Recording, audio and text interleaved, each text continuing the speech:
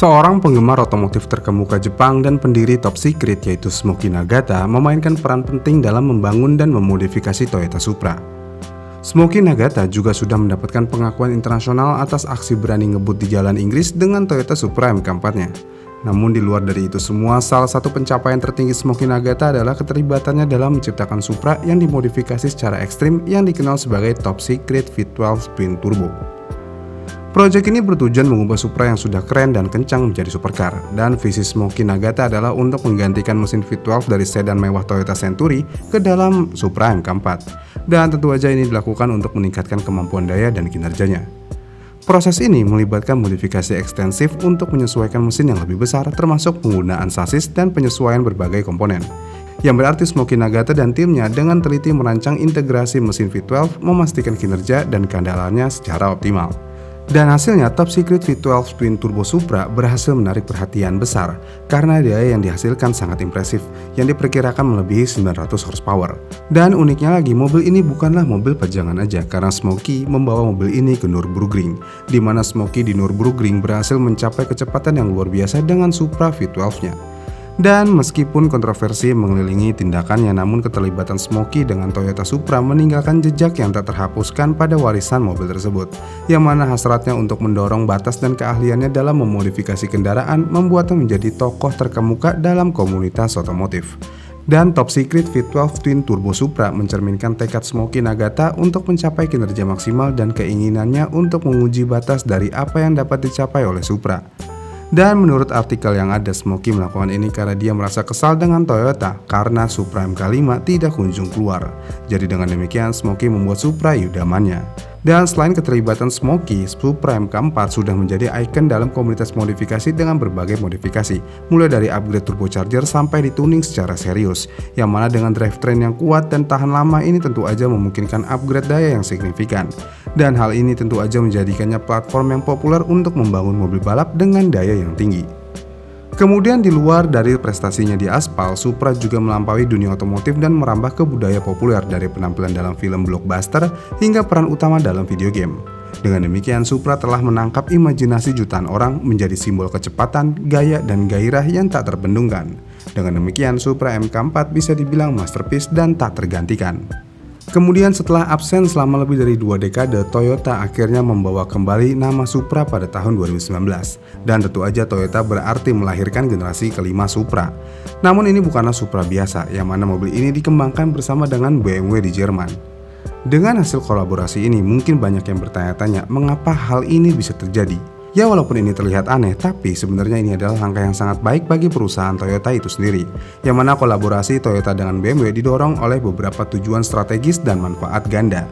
Pertama, Toyota bertujuan untuk memanfaatkan keahlian BMW dalam mengembangkan mesin kinerja tinggi, terutama di ranah mobil sport. Jadi dengan bermitra dengan BMW, Toyota dapat mengakses teknologi mesin canggih mereka dan mendapatkan reputasi mereka dalam memproduksi mesin yang kuat dan efisien. Selain itu, kolaborasi ini memungkinkan Toyota untuk diversifikasi portfolio produknya dan memperluas penawarannya di segmen mobil sport. Jadi dengan dihentikannya Supra generasi sebelumnya, Toyota berusaha untuk menghidupkan kembali model ikonik ini dengan versi yang baru. Dengan demikian, bekerja sama dengan BMW tentu aja akan memberi Toyota kesempatan untuk bersama-sama mengembangkan Supra generasi kelima dengan memanfaatkan platform dan teknologi mesin BMW, sambil menyuntikkan filosofi desain dan keahlian rekayasa Toyota. Selain itu, kolaborasi ini memungkinkan berbagi biaya dan mengurangi biaya pengembangan bagi kedua produsen. Kenapa? Ya karena mengembangkan teknologi canggih untuk memenuhi regulasi emisi dan kinerja yang semakin ketat memerlukan investasi yang signifikan. Jadi dengan berbagi sumber daya dan biaya pengembangan, Toyota dan BMW dapat bersama-sama mengatasi tantangan ini dengan lebih efektif dan efisien. Secara keseluruhan, kolaborasi antara Toyota dan BMW memungkinkan kedua produsen untuk mendapatkan manfaat dari kekuatan dan keahlian masing-masing. Dan ini memberikan Toyota akses ke teknologi mesin canggih dan membantu mendiversifikasikan lini mobil sport mereka, sedangkan BMW mendapatkan mitra untuk berbagi biaya pengembangan dan memperluas jangkauan pasarnya. Dengan demikian, GR Supra dengan cepat meraih tempatnya di antara mobil sport paling dicari pada era modern. Ya walaupun terkadang mobil ini menjadi bahan cemoohan orang-orang pecinta JDM era keemasan, tapi tetap aja mobil ini adalah mobil yang bagus. Kenapa? Ya karena kinerja selalu menjadi inti dari Supra. Ditambah dengan setiap iterasi baru, Supra selalu mendorong batas kecepatan, kegesitan, dan presisi, mulai dari trek yang dapat memecahkan rekor hingga dominasinya di lintasan. Dengan generasi kelima Supra, ini tentu saja membawa tingkat kinerja baru dari BMW ke Toyota. Jadi di bawah kap mesin mobil ini, kita akan menemukan mesin inline-six dengan turbocharger 3,0 liter yang memberikan daya dan torsi impresif. Ditambah mesin B58 BMW ini merupakan power plant yang sangat dihormati dan termasuk dalam keluarga mesin modular BMW. Dan ini adalah mesin 6 silinder turbocharger yang dikenal karena kinerja impresif, penyampaian daya yang halus dengan keseluruhan kesempurnaan. Mesin B58 memiliki kapasitas 3,0 liter dan menggunakan teknologi twin power turbo BMW untuk memberikan angka daya dan torsi yang mengesankan. Dengan injeksi bahan bakar langsung, timing cut variabel dan turbocharger twin scroll, mesin B58 dapat memberikan kombinasi daya dan efisiensi yang mengagumkan.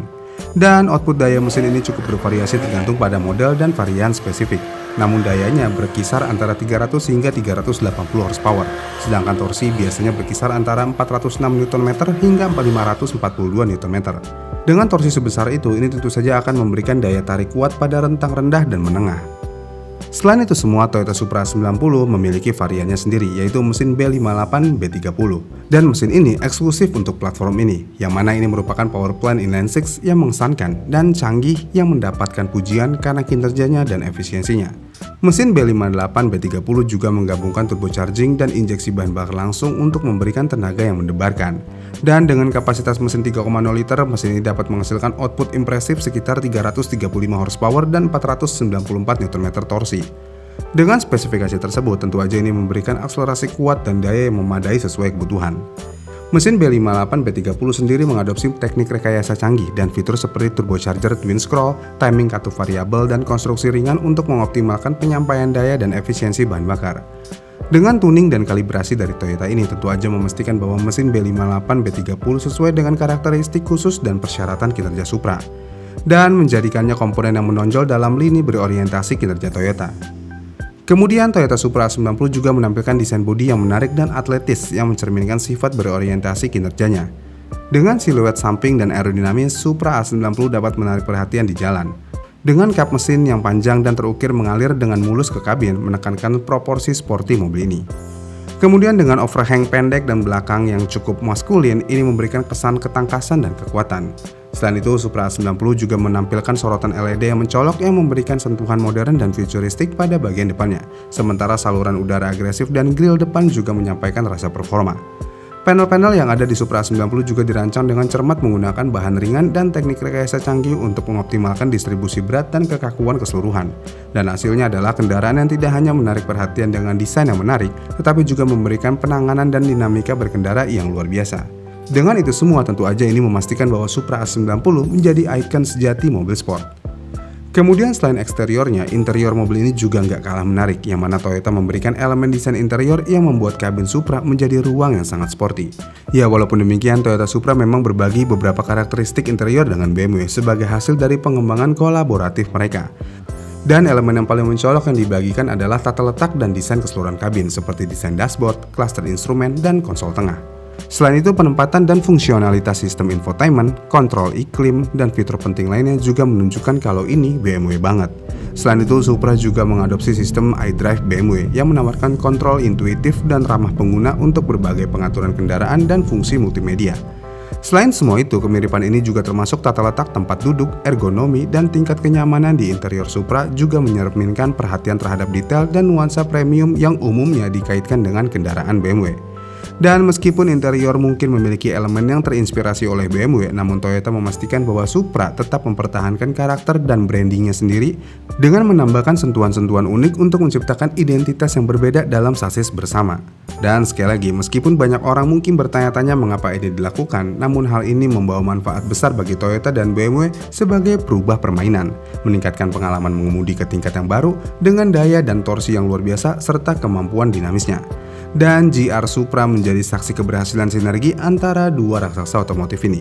Dengan demikian, walaupun banyak yang menghujat mobil ini, tapi tenanglah. Dengan Supra MK5 ini, apa mungkin Toyota berani mengeluarkan Supra MK6 di kemudian hari dengan hasil riset kolaborasi bersama dengan BMW? Karena kemungkinan besar Toyota membuat MK5 ini adalah cuma ide untuk mencari data lebih ke performance BMW daripada menghasilkan uang daripada mobil itu sendiri.